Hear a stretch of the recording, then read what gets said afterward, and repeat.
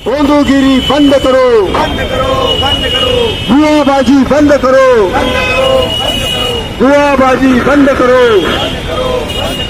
अंधविश्वास बंद करो, अंधविश्वास बंद करो, वैज्ञानिक दृष्टिकोन लागू करो. विज्ञानाची कास धरा, ज्योतिष्याचा नाश करा. विज्ञानाची कास धरा, ज्योतिषाचा नाश करा. विज्ञानाची कास धरा, ज्योतिषाचा नाश करा. भोंदू भावाला अटक करा. जादूटोणा विरोधी कायदा लागू करा. जादूटोणा विरोधी कायदा लागू करा. भोंदू बाबा अशोक खराचा निषेध असो. भोंदू बाबा अशोक खराचा निषेध असो. अशोक खराच्या मागे असलेल्या राजकारण्यांचा निषेध असो.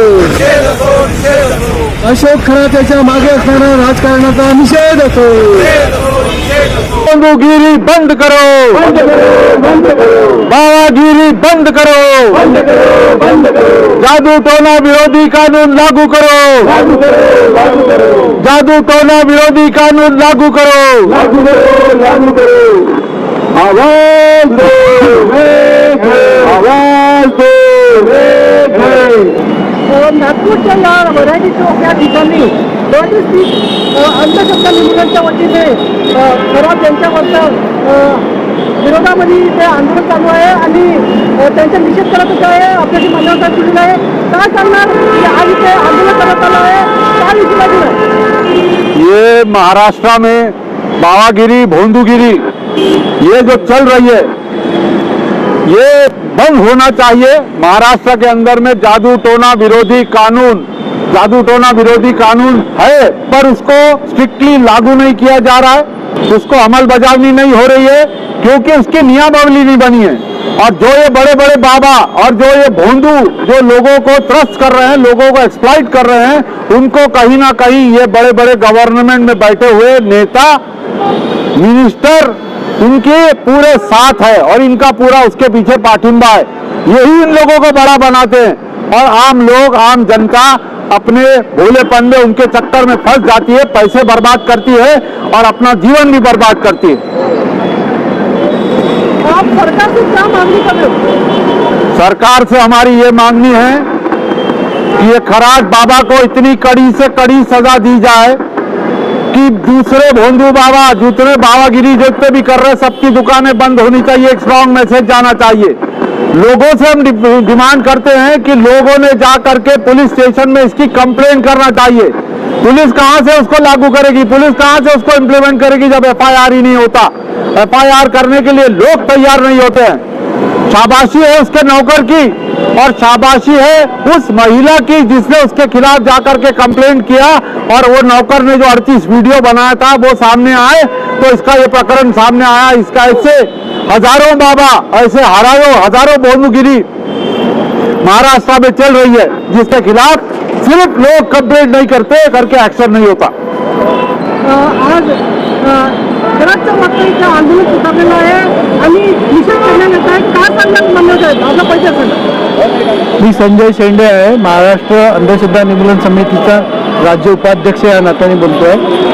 खरात यांनी जे कर्मकांड केलं, कर्मकांडाच्या नावाखाली स्त्रियांच्या समस्या दूर करण्यासाठी त्यांनी ज्योतिषाचा फायदा घेतला आणि त्या समस्या दूर करण्यासाठी स्त्रियांचं लैंगिक शोषण केलं. परंतु त्याच्या मागे असलेले जे काही राजकीय पुढारी लोक आहे, सरकार आहे आणि जादूटोणा विरोधी कायद्याचं इम्प्लिमेंटेशन चांगल्या पद्धतीने झालं नसल्यामुळे अशा बाबाबुवा आणि भोंदू बाबांचं हे कार्य कर्मकांड हे वर येतं आणि त्याद्वारे ते भोळ्या बाबळ्या जनतेचं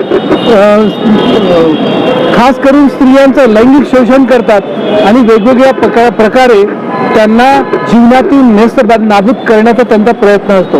आणि याचं पाठबळ यांना पाठबळ जे मिळते ते राजकीय पुढाऱ्यांचं मिळते. तर ह्या यांच्या मागे असलेल्या प्रत्येक राजकीय पुढाऱ्यांची चौकशी झाली पाहिजे, त्यांना सुद्धा शिक्षा झाली पाहिजे, हे आमचं म्हणणं आहे.